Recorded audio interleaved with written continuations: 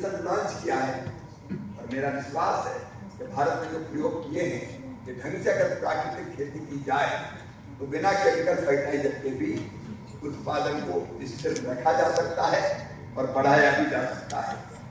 ये आज मानव स्वास्थ्य के लिए और आने वाली पीढ़ियों के लिए मिट्टी को उपजाऊ बनाए रखने के लिए बहुत आवश्यक है। ब्रिक्स डिक्लेरेशन में हमने महिला सशक्तिकरण पर भी बल दिया है।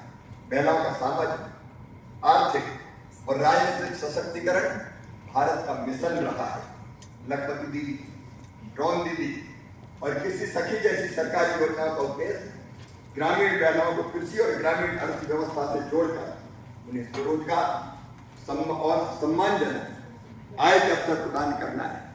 संसद में महिलाओं का 33% आरक्षण देकर भारत ने महिलाओं के राजनीतिक सशक्तिकरण के लिए एक अभूतपूर्व कदम उठाया है।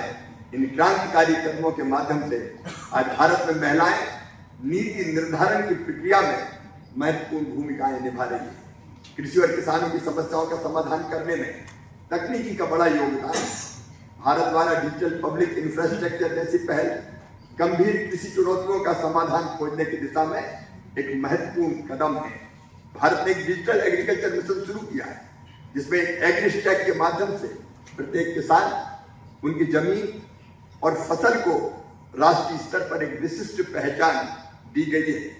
इस मिशन का उद्देश्य किसानों की आय बढ़ाना, उन्हें सरकारी योजनाओं का तत्काल लाभ दिलाना और कृषि क्षेत्र में पारदर्शिता सुनिश्चित करना है। एक्सलेंसी, खाद्य सुरक्षा और पोषण के लिए डेक्कन उच्च स्तरीय सिद्धांत, मिलेट और अन्य अनाजों के लिए महर्षि और लाइफ स्टाइल फॉर एनवायरनमेंट जैसी पहल समावेशी, सतत और क्लाइमेट रिजिलेंट कृषि को बढ़ावा देने के लिए भारत की प्रतिबद्धता को दर्शाती है।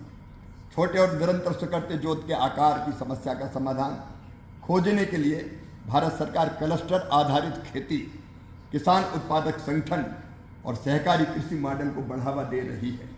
इसका उद्देश्य छोटे किसानों की सामूहिक क्षमता को मजबूत करना, उन्हें बेहतर बाजार तक पहुंचाना और उचित मूल्य पर इनपुट्स उपलब्ध कराना है। जलवायु परिवर्तन के कारण लाखों लोगों की आजीविका और खाद्य सुरक्षा प्रभावित हो रही है।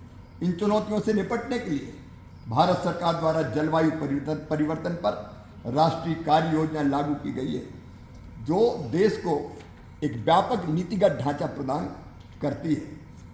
NAPCC के तहत कृषि को बदलती जलवायु के प्रति अधिक अनुकूल बनाने के लिए राष्ट्रीय सतत कृषि मिशन और नेशनल इनोवेशंस इन क्लाइमेट रिजिलेंट एग्रीकल्चर जैसी पहलें चलाई जा रही है, जिसमें फसलों के जलवायु रोधी किस्में विकसित की गई है और क्लाइमेट रिजिलेंट विलेज एक ऐसा गांव जो जलवायु परिवर्तन के प्रभाव से सुरक्षित, मजबूत और उबरने में योग्य हो जैसी अवधारणाओं को बढ़ावा दिया गया है। डिजिटल तकनीकों, ड्रोन और रिमोट सेंसिंग की सहायता से भूमि की निगरानी और पुनरुद्धार में तेजी लाई जा रही है।